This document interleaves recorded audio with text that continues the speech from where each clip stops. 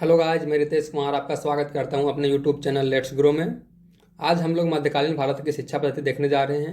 इसी को मुस्लिम शिक्षा पद्धति के नाम से भी जाना जाता है, इस्लामिक शिक्षा पद्धति के नाम से भी जाना जाता है। तो शिक्षा पद्धति देखने से पहले कुछ बात कर लेते हैं कि मोहम्मद हजरत साहब इनके बारे में क्या सोचते थे शिक्षा के बारे में। उनका एक स्टेटमेंट है, दान में सोना देने की अपेक्षा अपने बच्चों को शिक्षा देना सर्वश्रेष्ठ दान है। मतलब वो जानते थे और ये सच भी है कि अगर आप अपने बेटे को सोना चांदी देते हैं तो वो उससे कोई छीन भी सकता है, तो उसका वो गलत उपयोग भी कर सकता है।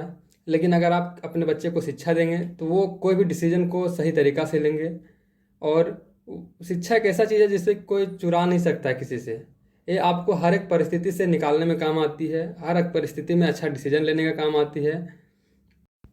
भारत के इतिहास में मध्यकाल का प्रारंभ लगभग 800 से 1750 ईस्वी तक माना जाता है।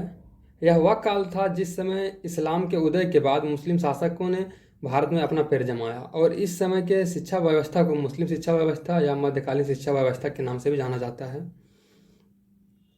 अब हम लोग क्वेश्चन देखते हैं। तो क्वेश्चन है, मध्यकालीन भारत में शिक्षा के उद्देश्यों का वर्णन कीजिए। इसका बेस्ट आंसर हम लोग इस तरह से दे सकते हैं कि मध्यकालीन भारत में मुस्लिम शिक्षा के प्रमुख उद्देश्य निम्नलिखित थे। फर्स्ट पॉइंट दे देंगे, इस्लाम का प्रचार करना। पूर्व की तरह इस काल में भी शिक्षा का आधार धर्म ही था, इसीलिए शिक्षा का प्रमुख उद्देश्य इस्लाम का प्रचार प्रसार। शिक्षालयों में कुरान शरीफ ही पढ़ाए जाते थे। जैसा हम लोग की पूर्व में देख चुके हैं कि वैदिक काल में वेद पढ़ाया जाता था, बौद्ध काल में विनय पिटक त्रिपिटक पढ़ाया जाता था, उसी तरह इस्लामिक काल में भी कुरान शरीफ पढ़ाया जाता था।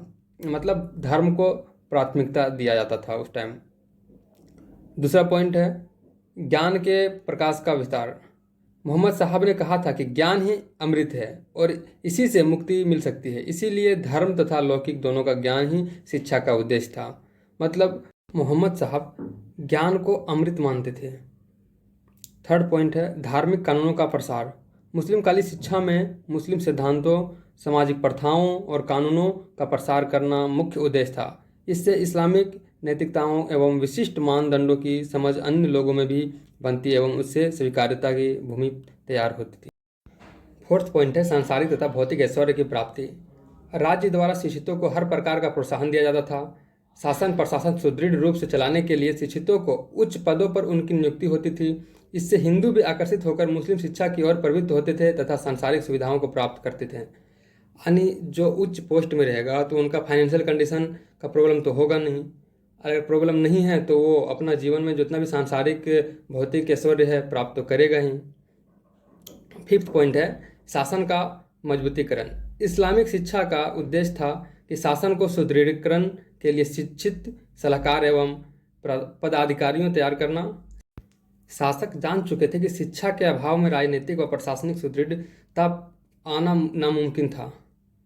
ये बात सही भी था, क्योंकि बिना एजुकेटेड पर्सन हुए मुश्किल सिचुएशन को वो हैंडल नहीं कर पाएगा। सिक्स्थ पॉइंट है, व्यवहारिक शिक्षा। मुस्लिम शिक्षा में धर्म और राजनीतिक के अलावा इतिहास, भूगोल, सैन्य और नैतिकता की शिक्षा भी दी जाती थी, जो सामाजिक जीवन के लिए उपयोग थे। सेवेंथ पॉइंट है, चरित्र निर्माण करना। मुस्लिम शिक्षा का एक उद्देश्य शिक्षा द्वारा व्यक्ति का चरित्र निर्माण करना भी था। वे शिक्षा को व्यक्ति के नैतिक और चारित्रिक उन्नति का साधन मानते थे। जैसा कि हम लोग पिछले शिक्षा प्रणालियों में देख चुके हैं कि उसमें भी चरित्र निर्माण पर विशेष बल दिया जाता था, क्योंकि बिना चरित्र के भावी जीवन में सफल होना संभव ही नहीं है। और अगर आप सफल हो भी गए तो आपको समाज वैल्यू नहीं देगी, हीन भाव से ही देखेगी। थैंक यू एंड तक बने रहने के लिए। और अगर आप लोग पिछला वीडियो नहीं देखे हैं जिसमें हमने वैदिक शिक्षा पद्धति और बौद्ध शिक्षा पद्धति देखा है तो जाइए और देखिए, क्योंकि वो भी इम्पोर्टेंट टॉपिक है। Thank you.